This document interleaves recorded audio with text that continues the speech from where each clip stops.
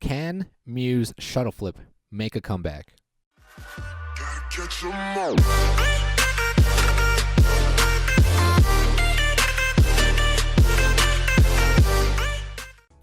What's good? It's your boy Rico. Welcome back to another episode of Pokemon Duel. Now, before we get into the Mew Shuttle Flip, before we get into that match, we have some changes and figures that we need to discuss because of last night's news. But if you want to jump to the match, it's in the description below. Just go to the timestamp.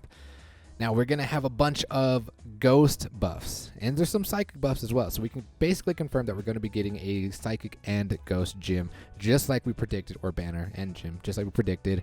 And we can pretty much guarantee that we're going to get the GIRATINA origin form. So just like we do, we get these little leaks or these stat or these figure changes. Let's kind of speculate on what the origin GIRATINA is going to be. So if we take a look at, dude, his form looks so cool. I remember in, what was it, Diamond and Pearl, when you first ran into GIRATINA, I was like, this thing looks dumb. But then when he got the origin form, I was like, yo, this thing looks awesome. And it does have the levitate ability, which it's not going to pertain to Pokemon Duel. It can't be hit by ground attacks. So I wonder what they're going to do for Pokemon Duel. But if we go take a look at the stats, the origin form, the attack and the special attack are 20 points higher than the attack and special attack. And I remember its signature move was the Shadow Force. It was a 2-turn attack, but it hits physical damage. It hits it for 120. So I'm going to predict that the origin form is going to have the Shadow Force, and I'm going to predict it's going to do like heavy damage, but it's going to have some sort of added effect, like if there's an adjacent mon next to it, it's going to push it back one step. Just force to me seems like a force to push back. I don't know. That's my prediction. It's going to hit for 160 plus, and then it's going to have the Shadow Force as the attack. Please let me know in the comments below what you guys are going to think that the origin form is going to have. All right, now before we get into that match, we have, like I said, we have a lot of things we need to discuss. What I liked what they did with GIRATINA, and my GIRATINA is almost chained to 10 because I've had 8. I've had 8 GIRATINA since this account. So they're increasing Shadow Claw 150 to 160 and the Hex from 70 to 100, which I like, and it's going to be hitting for 200 damage if you are facing a mon that is burned. I mean, if you just chain the Hex 1, it's going to be able to take out Zoro. So I wonder if you can run this with, like, even a fire deck. I don't know. It's going to be somewhat interesting. But they also changed the ability. Like, don't sleep on GIRATINA. I'm super excited for GIRATINA. So let's talk about the ability. This ability allows GIRATINA to move to one step further. So the Shadow ability, you just get to move through the figure, moving 2 points. But now you get to do, it's basically 3 MP. This is going to be interesting. And not only that, it's not affected by Aggron and Vibrava's ability. So I think they're like really trying to make GIRATINA a thing, and I'm excited. I can't wait to test my GIRATINA. It also has, you can choose to change GIRATINA's form when you use this ability to move. If you do, any effects of its battle opponent's ability that would increase damage, attack damage, decrease that damage instead for a fixed period. How long do you think it's going to do that for? I'm not sure.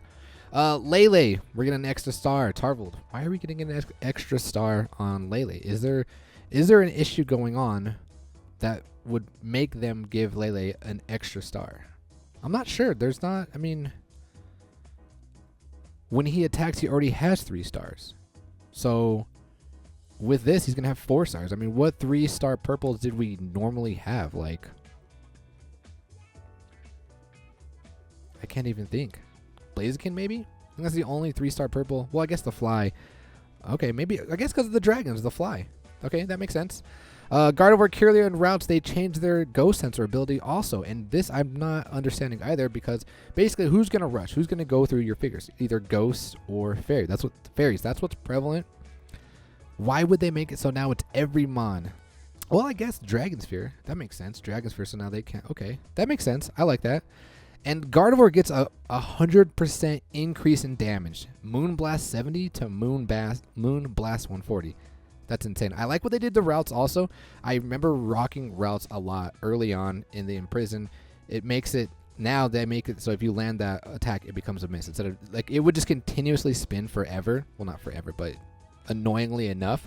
But I like how they made it a miss now. That's awesome. Delphox, SHD. Are you excited for this? He also got a 100% increase in damage from 70 to 140 on the Fire Blast and Flamethrower, 50 to 80. SHD, I can't wait to see what you do with these fire decks. And Braxton, they made it a lot easier to evolve, changing the light screen, which I don't even think it did anything. But they changed it to Flame Kinesis, which moved it like 3 points away, right? So I'm pretty excited to see what SHD is going to do from there. The Chandelier, they changed the Soul Burner ability. They increased the damage. What did they? Oh yeah, they made it. You can exclude it, and if any mons have the the Brander marker, they become excluded too.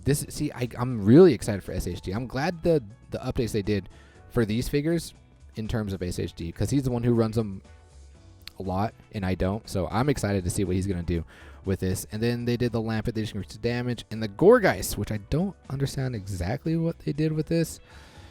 Gorgeist was excluded from the duel.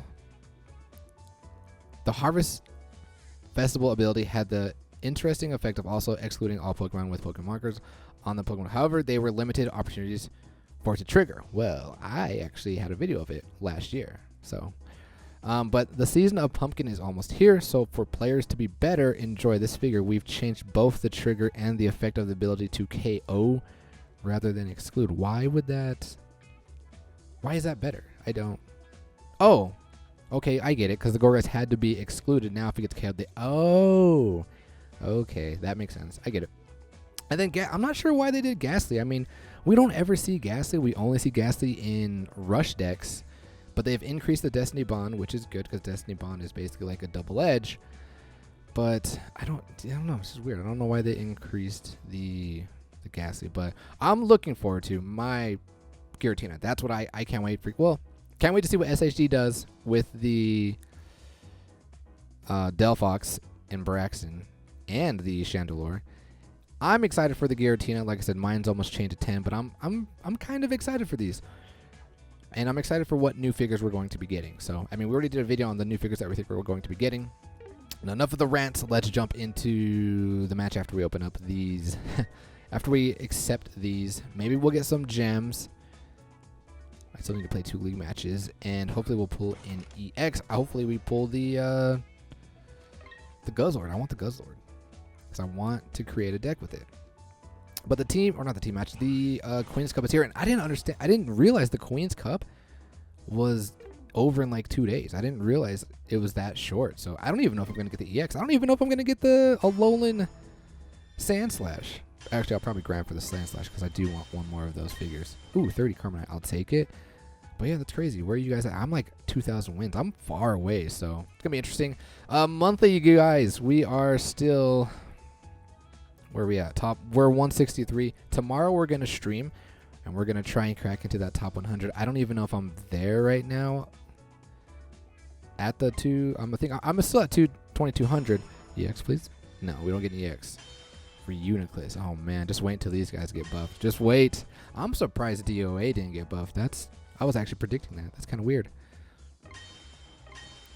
But again, enough of the rants. Let's jump into this match. All right, before we get into this, let me tell you the origins of this match. Okay, I was at my lunch break. I was watching the features, and I saw Supa. I was like, oh, Supa playing? I got to check it out.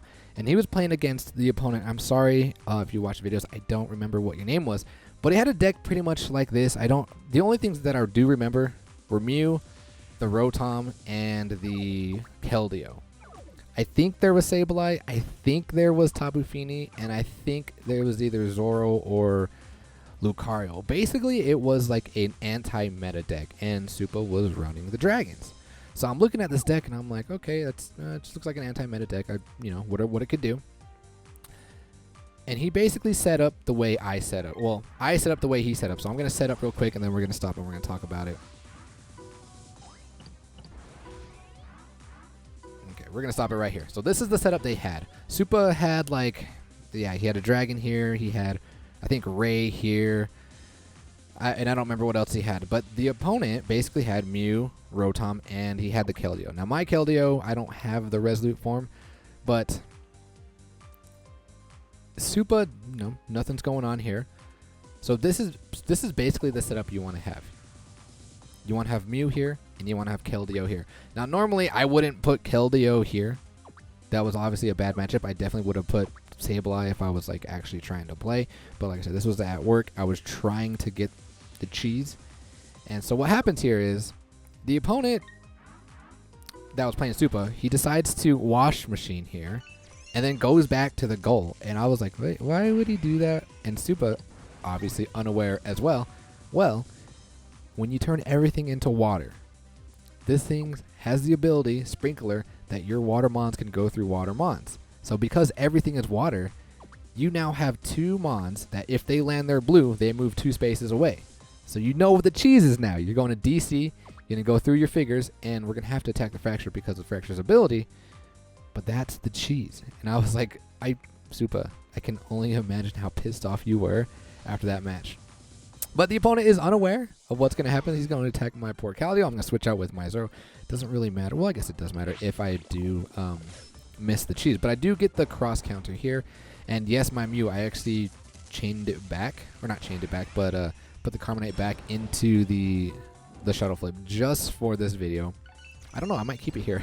But we're going to DC now, and we have to attack the Fracture. And he's going to switch. He's going to use the Zoro. And I'm going to land my Shuttle Flip right away, and that is GG, boys. So I basically wanted to make this video. I wanted to show you guys we have seen some good cheese from water decks, from the Vaporeon, just basically the Wash Rotom, the Aquasphere. Do you guys think more people are going to be running this? And if you do, or if there are, I hope you guys are aware. If you ever see Mew and you ever see Rotom and Wash Rotom, please cover up your goal. But we're going to end the video there. Like I said, we are definitely going to be streaming tomorrow. We're going to try and crack into that top 100. So until then, peace.